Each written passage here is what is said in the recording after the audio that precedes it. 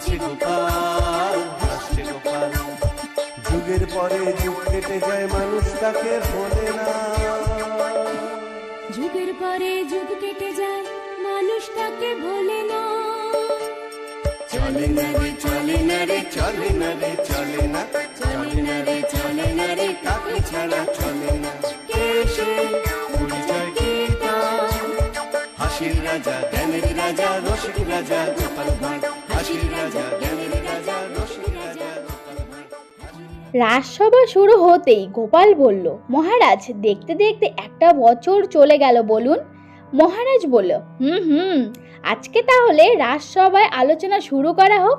গোপাল বলল, আলোচনা তো রোজই হয় মহারাজ, আজকে একটু অন্য কথা হোক না। মহারাজ বলল, বলো বলো, কি কথা বলতে চাও? গোপাল বলল, বলছি মহারাজ, বছর তো শেষ হতে চলল, এই অন্তিম লগ্নে যদি একটু হালকা করে ভুরি ভোজনের ব্যবস্থা হতো তাহলে হৃদয়টা বাগান বাগান হয়ে যেত মহারাজ। মহারাজ বলল, ও এই ব্যাপার, ঠিক আছে, কালকেই তোমাদের সকলের মধ্যাহ্ন ভোজনের নেমন্তন্ন রইল। গোপাল বলল, উফ, কতদিন পর রাজবাড়িতে ভোজ খাবো। মন্ত্রীমশাই বলল, হ্যাঁ, এই আনন্দে আজ থেকেই তুমি উপোস করা শুরু করে দাও গোপাল। গোপাল বলল, দেখুন মন্ত্রীমশাই, আমি আপনার মতো শুটকো নই যে ভোজন খাওয়ার জন্য আজকে থেকে আমাকে উপোস করতে হবে।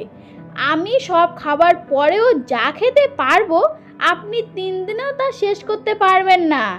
মহারাজ বলল, আহ, তোমাদের এই সাপে নেউলের ঝগড়াঝাটি বন্ধ করো তো। মন্ত্রীমশাই বলল, মহারাজ, সাপটাকে আর নেউলটাকে? গোপাল বলল, আপনি তো সাপ মন্ত্রীমশাই, সাপ, পুরো বিষাক্ত একটি ব্যক্তি। মন্ত্রীমশাই বলল, এটা কিন্তু খুব খারাপ হচ্ছে গোপাল। মহারাজ বলল, তোমরা থামো তো বাবা, আজকের মতো রাজসভা এখানেই শেষ। পরের দিন সকল সভাসদ রাজবাড়িতে ভোজ খেতে আসে আর সবাই খেতেও বসে। মহারাজ বলল, সবাই আনন্দ করে খাও, কেউ কিন্তু লজ্জা পাবে না।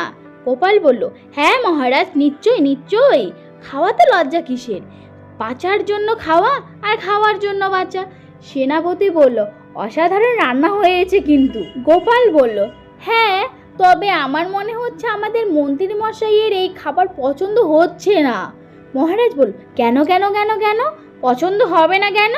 গোপাল বলল, কারণ সাপের জন্য তো দুধ কলা দরকার মহারাজ। মন্ত্রী মশাই বলল, গোপাল। মহারাজ বলল, গোপাল, আর আগেও না, খাও, এবার খাও। এদিকে পাচক ঠাকুর মিষ্টি নিয়ে এলো আর গোপালকে বলল, মিষ্টি দিই। এই বলে 2টা মিষ্টি গোপালের পাতে তুলে দিল। গোপাল বলল, আরে, এই রকম গুনে গুনে দেওয়ার তো কিছু নেই, একেবারে বালতিটাই বসিয়ে দাও দেখি। পাচক ঠাকুর বলল, পুরো বালতি?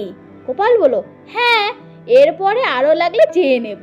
পাচক ঠাকুর বলল, ঠিক আছে, কিন্তু আপনাদের সকলের ভোজনের জন্য তো এই 1 বালতি মিষ্টি আনা হয়েছে। মন্ত্রীমশাই বলল, একই গোপাল, তুমি একা সব মিষ্টি খেয়ে নেবে, আমরা খাবো না? গোপাল বলল, আপনারা কেউ খেলেন কি না খেলেন সেটা দেখে আমার কি? মহারাজ ভালোবেসে অতিথি আপ্যায়ন করে আমাদের খাওয়াচ্ছেন, তাই আমি খাচ্ছি। এই বলে গোপাল একটার পর একটা মিষ্টি খেতে লাগলো। মন্ত্রীমশাই বলল, ও মহারাজ, গোপালকে কিছু বলুন, ওর জন্য তো আপনিও একটা মিষ্টি ভাগে পেলেন না। মহারাজ বলল, ও গোপাল, এ কি করছো? সব মিষ্টি যে একাই খেয়ে নিচ্ছ। গোপাল মিষ্টি খাচ্ছে আর বলছে, কিছু করার নেই মহারাজ, আপনি ভালোবেসে খাওয়াচ্ছেন, আমি ভালোবেসে খাচ্ছি। রাজপণ্ডিত বলল, আমি তো নিরামিষ খেলাম, কিন্তু শেষ পাতে একটু মিষ্টি মুখ হবে না? মন্ত্রীমশাই বলল, মহারাজ, এই মুহূর্তে আপনি গোপালের আজকের পর মিষ্টি খাওয়ার সব রাস্তা বন্ধ করে দিন। রাজজ্যোতিষী বলল, হ্যাঁ মহারাজ, এটাই করুন। একজনের জন্য আমরা সবাই কষ্ট পাচ্ছি, তাই আমিও চাই গোপাল কষ্ট পাক। গোপাল বলল, হলো যা, আমি খাচ্ছি, মহারাজ খাওয়াচ্ছেন বলে তাই। মহারাজ নিজের বোঝা উচিত ছিল যে আমি একটু বেশি খাই, তাই সেই মতো আয়োজন করার দরকার ছিল। মন্ত্রীমশাই বলল, তুমি যে নেউল থেকে একেবারে রাক্ষস হয়ে যাবে তা তো জানতাম না। মহারাজ, আপনি এই মুহূর্তে গোপালের মিষ্টি খাওয়ার রাস্তা বন্ধ করে দিন। মহারাজ বলল, হ্যাঁ, ঠিক আছে, আমি এই মুহূর্ত থেকে ঘোষণা করলাম, আজকে থেকে গোপালকে কেউ যদি মিষ্টি খাবার দেয় তাকে শাস্তি পেতে হবে। মন্ত্রী মশাই বলল, মহারাজ শুধু এখানে না, একেবারে ঢেড়া পিটিয়ে সারা রাজ্যে জানিয়ে দিন, কারণ গোপাল যা চালাক লোক, তাতে ও নিশ্চয়ই কাউকে পটিয়ে পাটিয়ে মিষ্টি খাবে। মহারাজ বলল, হ্যাঁ ঠিক বলেছো তুমি, আমি এক্ষুনি ঘোষককে দিয়ে ঘোষণা করে দিচ্ছি। গোপাল বলল, মহারাজ আপনি নিমন্ত্রণ করে এটা কিন্তু সম্মানের সাথে অপমান করলেন আমাকে। মহারাজ বলল, বেশ করেছি, তোমার তো কোনো জ্ঞানও নেই, একাই কেউ এক বালতি মিষ্টি খায় নাকি? গোপাল বলল, ঠিক আছে মহারাজ, আমি জানতাম আপনি প্রজা দরদি মানুষ, কিন্তু আজকে আপনার আসল রূপ আমি দেখতে পেলাম। মহারাজ বলল, যাও যাও যাও যাও, অন্য কোনো ভালো রাজা থাকলে তার কাছে যাও। গোপাল বলল, না মহারাজ, সেটা যাব না, আমি এই কৃষ্ণনগরে দাঁড়িয়ে থেকে মিষ্টি খাবো, আর আপনি সেটা হা করে দেখবেন, আর সেটা এই নববর্ষের দিনেই করব আমি। মহারাজ বলল, ঠিক আছে ঠিক আছে, আর তো কয়েকটা দিন পরেই নববর্ষ, তুমি যদি সেটা করে দেখাতে পারো তবে আমি মিষ্টি খাওয়া ছেড়ে দেব। গোপাল বলল, ঠিক আছে, তাহলে এই কথাই রইল মহারাজ। তারপর মহারাজ ঘোষককে দিয়ে ঘোষণা করে দেয় যে গোপালকে যদি কেউ মিষ্টি খেতে দেয় তাহলে তাকে শাস্তি পেতে হবে। সেই দিন বিকেলে গোপাল ভোলা ময়রার কাছে গেল আর মিষ্টি চাইল। ভোলা ময়রা বলল, না না না না গোপাল দাদা, তুমি কি চাও? তোমাকে মিষ্টি খাইয়ে আমার গর্দান যাক? এ কাজ আমি করতে পারবো না। গোপাল বলল, আরে মহারাজকে জানতে পারবে নাকি, আমাকে চুপি চুপি দাও আর আমিও চুপি চুপি খেয়ে নিই। ভোলা ময়রা বলল, আমাকে অত বোকা ভেবো না গোপাল, সব ঘোষণা শুনেছি, আর সাথে এটাও শুনেছি ওই তোমাকে মহারাজের সামনে নতুন বছরের মধ্যেই মিষ্টি খেয়ে দেখাতে হবে। বাজারে তো এখন তোমার কথাই চলছে। গোপাল বলল, তাহলে ভোলা তুমি আমাকে মিষ্টি খাওয়াবে না? ভোলা বলল, না না না না, তুমি অন্য কারো কাছে যাও গোপাল, আমি তোমাকে মিষ্টি দিতে পারবো না। গোপাল বলল, ঠিক আছে, কি আর করা যাবে, চললাম তাহলে। এই বলে গোপাল ভোলা ময়রার দোকান থেকে চলে গেল। কিছু দূর এগিয়ে দেখে একজন আখের রস বিক্রি করছে। গোপাল সেই আখের রসের দোকানে গেল, কিন্তু সেও গোপালকে আখের রস দিল না, কারণ আখের রস দিয়েই তো চিনি তৈরি হয়। সেখান থেকেও গোপাল চলে গেল। তারপর গোপাল বাড়িতে গিয়ে ভাত খেতে বসলো। তরকারি খেয়ে দেখলো তরকারিতে একটুও স্বাদ নেই। গোপাল গিন্নিকে বলল, ও গিন্নি, আজকে তো খাবারে কোনো স্বাদই হয়নি, একেবারে নোনতা লাগছে। গোপাল গিন্নি বলল, স্বাদ কি করে হবে বলো, স্বাদের জন্য যতটুকু মিষ্টি দিতাম তরকারিতে মহারাজের রাজ্য জুড়ে হুকুম জারির পর সেটুকু দিতে পারছি না। এদিকে মন্ত্রী মশাই বটা ঘটা ঘরের পেছনে জানালার পাশে দাঁড়িয়ে সব শুনছে। গোপাল বলল, আরে বাবা, মহারাজকে জানতে পাবে নাকি আমি বাড়িতে কি খাচ্ছি না খাচ্ছি? গোপাল গিন্নি বলল, না বাবা, দেওয়ালেরও কান আছে, মহারাজ যদি কোনো গুপ্তচর পাঠিয়ে থাকেন। গোপাল তো রেগে গিয়ে না খেয়েই উঠে পড়ল। এদিকে মন্ত্রী মশাই তো বেশ খুশি। পরের দিন গোপাল রাজসভায় গেল। মহারাজ জিজ্ঞাসা করলো, কেমন আছো গোপাল? গোপাল বলল, জীবনটা একেবারে পাঞ্চে হয়ে গেছে মহারাজ। মহারাজ বলল, এবার ঠেলা বুঝছো তো? গোপাল বলল, মহারাজ আমারও সময় আসবে, নববর্ষের প্রথম দিনই আপনি বুঝতে পারবেন। মহারাজ বলল, দেখবো দেখবো তোমার কত দূর দৌড়। যাই হোক, এবার কাজের কথায় আসি। সবাই শোনো, আর তো 3 দিন পরেই বাংলার নববর্ষ, আর নববর্ষ মানেই তো নতুন সকাল, নতুন মজা, সবাই তো নতুন নতুন জামা কাপড় পরবে। তাই সবাই একে একে আসো আর নববর্ষের ভাতা নিয়ে যাও। তারপর মহারাজ সবাইকে ভাতা দিল। মহারাজ বলল, আচ্ছা আর একটা কথা, প্রত্যেক বছরের মতোই এবছরও নববর্ষের দিন সকালবেলা পুজো হবে। পণ্ডিত, তোমাকে কিন্তু নিষ্ঠা ভরে পুজো করতে হবে। আর সেনাপতি, তুমি কলা গাছ নিয়ে এসে রাজবাড়ির দরজার সামনে বসাবে। আর হ্যাঁ, সবাইকে কিন্তু পুজোর কাজ করতে হবে। গোপাল বলল, পুজোর পরে প্রসাদের বন্দোবস্ত থাকবে তো? আমরা সবাই পাবো তো? মহারাজ বলল, হ্যাঁ হ্যাঁ পাবে, তবে তোমাকে কোনো মিষ্টি প্রসাদ দেওয়া হবে না, খিচুড়ি তরকারি এসব পাবে। গোপাল বলল, উফ, সব দিকে গ্যারাগোল করে রেখেছেন। মহারাজ বলল, তা তো করতেই হবে গোপাল, যাও যাও যাও, এবার নতুন বছরের পড়ার জন্য কেনাকাটা শুরু করে দাও। তারপর রাজসভা থেকে সোজা নাতি নাতনিদের কাছে আসে গোপাল। গোপাল বলল, পুটি, গুলটে, ন্যাপলা, ট্যাপা, পুচকে, তোদের নতুন বছরে জামা হয়েছে? ন্যাপলা বলল, কিভাবে হবে বলো দাদু, পুজোর সময় বাবা যেটা কিনে দেয় সেটাই নতুন বছরে পরি। গোপাল বলল, আচ্ছা ঠিক আছে, পরশু তো বাংলার নববর্ষ, আমি তোদের সবাইকে নতুন বছরের পরার জন্য নতুন জামা কাপড় কিনে দেব। গোপালের কথা শুনে তো নাতি নাতিরা খুব খুশি।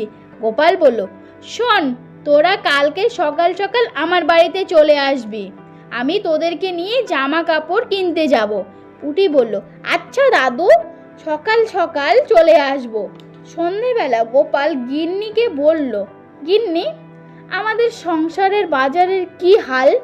গোপাল গিন্নি বলল, বাবা, ভূতের মুখে রাম রাম গো, তুমি হঠাৎ বাজারের খরচার কথা জিজ্ঞাসা করছো? গোপাল বলল, হ্যাঁ, তোমায় নিয়ে তো সংসার পেতেছি, আমার তো দায়িত্ব আছে নাকি? যাই হোক, বলো বাজারের হাল কি বলো, সবজি মুদিখানা সব কিছু আছে তো? গোপাল বউ বলল, বাজার মোটামুটি আছে, ওই আলু, পটল, কাঁচা লঙ্কা এনো, হ্যাঁ, আর ওদিকে মুদিখানার মাসকাবারি সব জিনিসই লাগবে। তারপর গোপাল একটা একটা করে চিরকুটি কি কি লাগবে সব লিখে ফেললো। পরের দিন সকালে গোপালের নাতি নাতিরা আসে।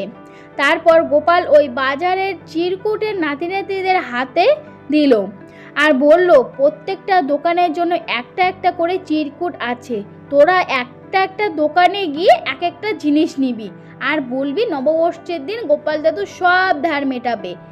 আর একটা কাজ করবি, প্রত্যেকটা দোকান থেকে হালখাতার নিমন্ত্রণ কার্ড নিয়ে আসবি। তারপর নাতনি নাতনিরা চিরকুট নিয়ে সোজা বাজারে গেল আর গোপালের কথা মতোই কাজ করলো। তারপর সব জিনিস নিয়ে নাতনি নাতনিরা গোপালের বাড়িতে আসলো।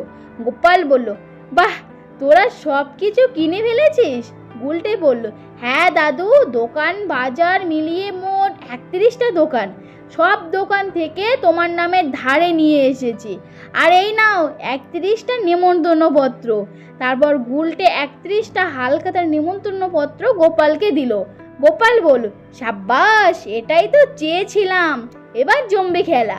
ন্যাপলা বলল, চলো দাদু, এবার আমরা আমাদের জামা কাপড় কিনে নিয়ে আসি। গোপাল বলল, হ্যাঁ হ্যাঁ চল, এই জামা কাপড় ধারে কিনবো, সাথে নিমন্ত্রণ পত্র নিয়ে আসবো। গুলটে বলল, হ্যাঁ হ্যাঁ চলো দাদু। তারপর দাদু নাতনি নাতনিরা মিলে বাজারে গেল, বাজারে ধারে জামা কাপড় কিনে নিয়ে আসলো। দুদিন পর নববর্ষের দিন সেনাপতি কাজ ছিল কলা গাছ এনে রাজবাড়ির দরজার সামনে বসানো। সেনাপতি তা করে ফেলেছে। এদিকে রাজবাড়িতে পুজোর জন্য সব জোগাড় হয়ে গেছে, একটু পর পুজো শুরু হবে। কিন্তু গোপাল রাজবাড়িতে এখনো আসেনি, তাই মহারাজ গোপালের খোঁজ করছিল। মন্ত্রীমশাই বলল, গোপাল যা ঘুম কাতরে, নিশ্চয়ই এই শুভ দিনে এখনো ঘুমাচ্ছে। মহারাজ বলল, না না না না, আমার গোপালের উপর ভরসা নেই, তুমি এখনই গিয়ে দেখো গোপাল কি করছে। এদিকে গোপাল মুদিখানার দোকানে ধার মেটাতে এসেছে। গোপাল বলল, ভাই, আজকে তো হালখাতা। দোকানদার বলল, হ্যাঁ গোপাল দাদা। গোপাল বলল, তা আজকে নিশ্চয়ই তোমার দোকানে পুজো হয়েছে, তা আমার জন্য হালখাতার মিষ্টির বাক্সটা কই দেখি। দোকানদার বলল, এ কি বলছো গোপাল দাদা, রাজ্য জুড়ে তোমাকে তো মিষ্টি দেওয়া বারণ। গোপাল বলল, কিন্তু আজকে তো তোমার উচিত যারা যারা ধার শোধ করবে তাদের মিষ্টি দেওয়া। প্রত্যেক খরিদ্দার তো তোমার কাছে লক্ষ্মী, আজকে এই শুভ দিনে তুমি একজন খরিদ্দারকে অসন্তুষ্ট করবে নাকি মহারাজের আদেশ নিয়ে পড়ে থাকবে, সেটা তোমার উপর। দোকানদার বলল, এই কি মুশকিলে পড়লাম বাবা, তুমি তো আমাকে মহা ফ্যাসাদে ফেলে দিলে গোপাল দাদা। গোপাল বলল, দেখো, তুমি যদি এই হালখাতার দিন খালি হাতে ফেরাও তাহলে কিন্তু মা লক্ষ্মী অসন্তুষ্ট তো হবে, আর আজকের দিনে তোমার উচিত সব ধার শোধ করে নতুন খাতা চালু করা। এবার ভেবে নাও তুমি কি করবে। দোকানদার বলল, কি আর করব, যা হবে দেখা যাবে। এই বলে গোপালকে একটা মিষ্টির প্যাকেট দিল। তারপর গোপাল এভাবেই সব দোকান থেকে মিষ্টির প্যাকেট নিয়ে ধার শোধ করলো। তারপর ঝুড়ি ঝুড়ি মিষ্টির প্যাকেট নিয়ে গোপাল রাজবাড়ির পুজোতে আসলো। মহারাজ বলল, এই যে গোপাল, নতুন বছরেও তুমি দেরি। গোপাল বলল, কি করব মহারাজ, সব দোকানের মিষ্টি নিতে নিতে দেরি হয়ে গেল। মহারাজ বলল, মিষ্টি নিতে দেরি হয়ে গেল মানে? আর তোমাকে কে আবার মিষ্টি দেবে? গোপাল বলল, কে দেয়নি সেটা জিজ্ঞাসা করুন মহারাজ।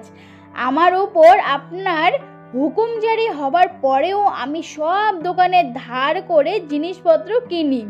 আর আজকে তো হালখাতা, নববর্ষের প্রথম দিন। মহারাজ বলল, হ্যাঁ তো কি হয়েছে?